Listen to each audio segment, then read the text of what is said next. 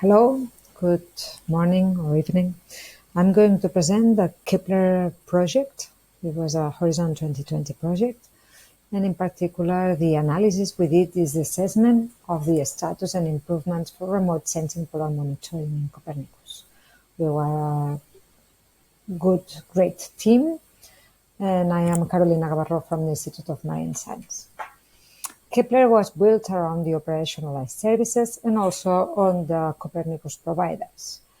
The objective is to prepare a roadmap for the Copernicus program to develop industry, societal driven technologies, services, products, all with a focus on the polar region. So the core of KEPLER are the polar regions stakeholders in the Copernicus program. You can see the center of the net of the whole KEPLER project is the stakeholders' needs from the polar regions.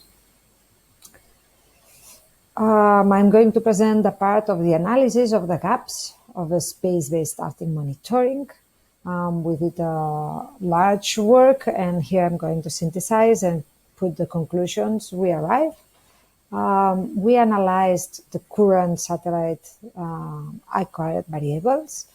We analyzed more than 10 parameters for CIs, for example, concentration, thickness, ice drift, snow for land, snow cover, avalanches, permafrost, and for motion.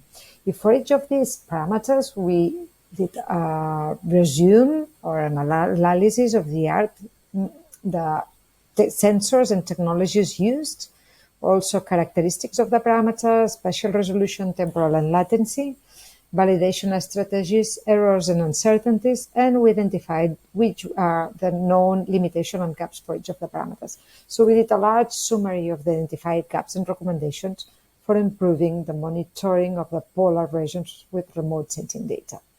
We also identified 14 parameters which are not currently being served in Copernicus, but are already served in individual web page from universities or research centers. So we did a recommendation to Copernicus for the next future evolution of Copernicus to add and serve all these parameters.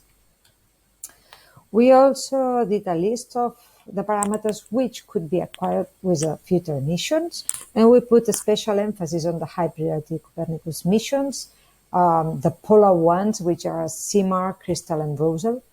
And we realized that they have great potential for monitoring the polar regions, and even more great if these three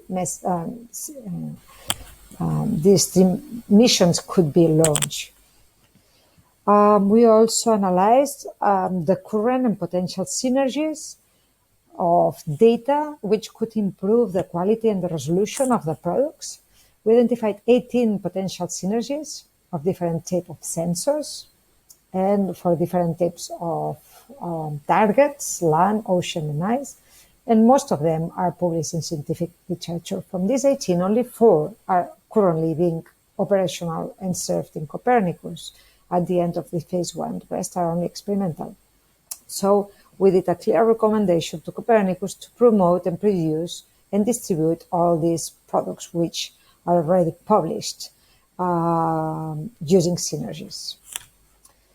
We also analyzed the data assimilation system in Copernicus and the models from Copernicus. We analyzed the status quo of data assimilation. We observed that several observations are routinely assimilated, some with success, some should need some improvements, and some has never been assimilated. And we did some recommendations for assimilating new remotely sensed parameters, and also investigate new assimilating concepts as using lower processing levels. So at the end, we prepare a list of recommendations to improve the Copernicus services for polar monitoring.